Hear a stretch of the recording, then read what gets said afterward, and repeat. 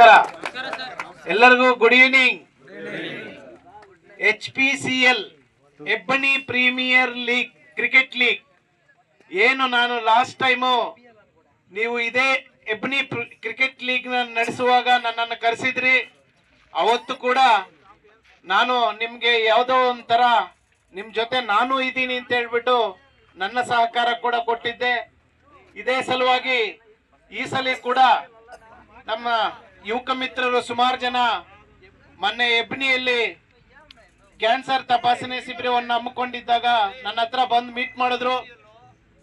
ಬಂದು ಅಣ್ಣ last year ತರಾನೇ ನಾವು ಹೆಬ್ಬನಿ ಕ್ರಿಕೆಟ್ ಪ್ರೀಮಿಯರ್ ಲೀಗ್ ನ ನಡೆಸ್ತಾ ಇದೀವಿ, ತಾವು ಬರಬೇಕು ಅಂತ ಕೇಳಿದಾಗ ನಾನು ಡೆಫಿನೆಟ್ಲಿ ನಾನು ಬರ್ತೀನಿ ಅಂತ ಹೇಳಿ ಇವತ್ತಿನ ದಿನ ನಾನು ನಿಮ್ಮ ಫೋನ್ ಕಾಲ್ ನನಗೆ 3 ಗಂಟೆಗೆ ಒಬ್ರು ಫೋನ್ ಕಾಲ್ ಮಾಡಿದ್ರು ನಮ್ಮ ಶಂಕರ ಅವರು.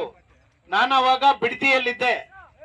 ನಮ್ಮ ರೈತರ ಒಂದು ಜಮೀನನ್ನು ಉಳಿಸ್ಕೊಳ್ಳೋಕ್ಕೋಸ್ಕರ ಏನು ಕುಮಾರಣ್ಣವರು ಈ ಮಾನ್ಯ ಕುಮಾರಣ್ಣವರು ಪಾದಯಾತ್ರೆಯನ್ನು ಹಮ್ಮಿಕೊಂಡಿದ್ದಾರೆ. ಆ ಪಾದಯಾತ್ರೆಯಲ್ಲಿ ನಾನು ಭಾಗವಹಿಸಿದ್ದೆ. ಆದರೂ ಕೂಡ ನನ್ನ ಸ್ನೇಹಿತ ಮಿತ್ರರು ಕಾಲ್ ಮಾಡಿದಾಗ ನಾನು ಬರಲೇಬೇಕು ಅಂತ ಹೇಳಿ ಕರೆಕ್ಟಾಗಿ 3 ಅವರಲ್ಲಿ ನಾನು ಬಂದು ಇಲ್ಲಿ ಸೇರಿದ್ದೀನಿ. ಯಾಕೆಂತಂದ್ರೆ ನಿಮ್ಮೆಲ್ಲರ ಪ್ರೀತಿ, ನಿಮ್ಮೆಲ್ಲರ ವಾತ್ಸಲ್ಯಕ್ಕೆ ನಾನು ನಿಮ್ಗೆಲ್ಲರಿಗೂ ಕೂಡ ಬೇಜಾರು ಮಾಡಿಸೋ ಅನ್ನೋ ಉದ್ದೇಶದಿಂದ ನೀವೆಲ್ಲರೂ ಕೂಡ ಉತ್ಸಾಹದಿಂದ ಇರ್ತೀರಿ. ಕ್ರೀಡೆಯನ್ನ ಭಾಗವಹಿಸಿ ಗೆದ್ದಿರ್ತಕ್ಕಂಥವ್ರು, ಸೋತಿರ್ತಕ್ಕಂಥವ್ರು ಎಲ್ಲರೂ ಕೂಡ ನಿರಾಶೆ ಆಗ್ಬಾರ್ದು ಅಂತ ಹೇಳಿ ನಾನು ತುಂಬಾ ದೂರದಿಂದ ಬಂದೆ. ನಿಮ್ಮ ಅದೃಷ್ಟ ಏನು ಅಂತಂದ್ರೆ ನಾನು ಬರೋ ದಾರಿಯಲ್ಲಿ 10 ಕಿಲೋಮೀಟರ್ಗೆ ಒಂದ್ಸಲಿ ಮಳೆ, ಅಲ್ಲೆಲ್ಲೂ ಮಳೆ ಬರ್ತಾ ಇದೆ, ಅಲ್ಲೆಲ್ಲೂ ಖಾಲಿಯಾಗಿದೆ. ಇಲ್ಲಿ ಹೆಬ್ನಿಯಲ್ಲಿ ನೋಡಿದ್ರೆ ಒಂಚೂರು ಮಳೆ ಇಲ್ಲ.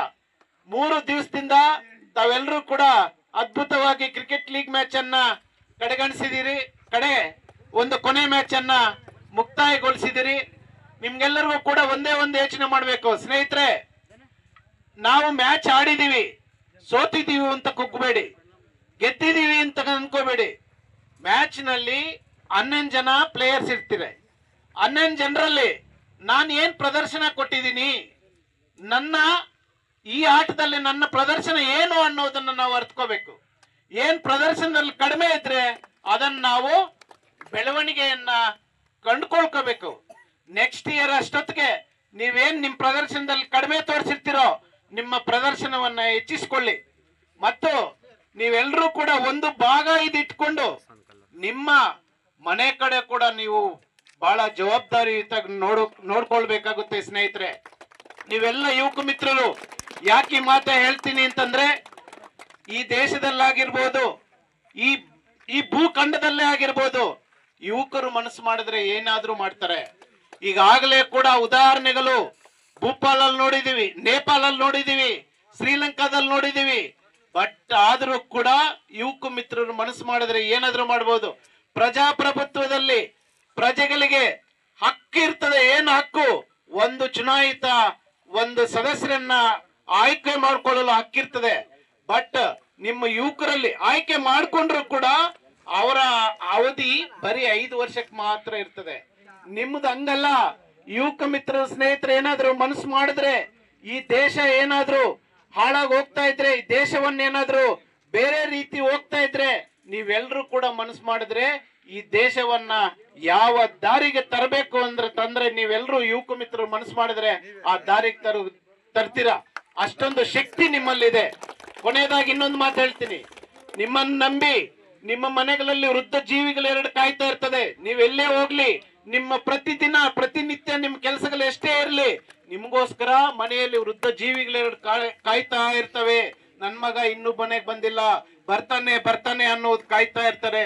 ಅದು ನೀವು ಜವಾಬ್ದಾರಿಯುತವಾಗಿ ಏನು ಒಂದು ಬೈಕಲ್ಲಿ 3-4 ಜನ ಹೋಗೋದಾಗ್ಲಿ, ಬೈಕ್ ರೈಡ್ ಮಾಡೋದಾಗ್ಲಿ, ವಿತೌಟ್ ಹೆಲ್ಮೆಟ್ ಇಲ್ದಿರ, ಸುರಕ್ಷತೆ ಇಲ್ದಿರ ತಾವೆಲ್ಲರೂ ಕೂಡ ಓಡಾಡೋದಾಗ್ಲಿ, ಇವೆಲ್ಲರೂ ಕೂಡ ನಿಮ್ ಸುರಕ್ಷತೆಗಾಗಿ ನಿಮ್ಮ ಫ್ಯಾಮಿಲಿಗೋಸ್ಕರ ನೀವು ಇದನ್ನೆಲ್ಲ ಕೂಡ ನಿಮ್ಮ ಮನಸ್ಸಿನಲ್ಲಿ ಅರಿವಿಟ್ಕೊಂಡು ಹೋಗ್ಬೇಕಾಗುತ್ತದೆ ಅಂತ ಹೇಳ್ತಾ, ಏನು ನನಗೆ ಮೊದಲನೇ ಬಹುಮಾನವನ್ನು ಹೇಳಿದ್ರು, 50,000 ಮೊದಲನೇ ಬಹುಮಾನ ನೀವು ಕೊಡಬೇಕು ಅಂತ ಹೇಳಿದ್ರು.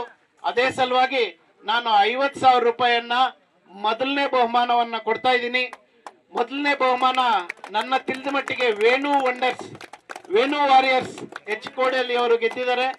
ಎರಡನೇ ಬಹುಮಾನ ನಮ್ಮ ಅಣ್ಣನ ಮಗನೇ ಚಂದ್ರಶೇಖರ್ ಎಂ ಗೊಲ್ಲಲ್ಲಿ ಅವ್ರು ಗೆದ್ದಿದ್ದಾರೆ. ಮೂರನೇ ಬಹುಮಾನ ಕೂಡ ಯಾರು ಎಂ ಗೊಲ್ಲಲ್ಲಿ ಜಗದೀಶ್ ಅವರು ಗೆದ್ದಿದ್ದಾರೆ.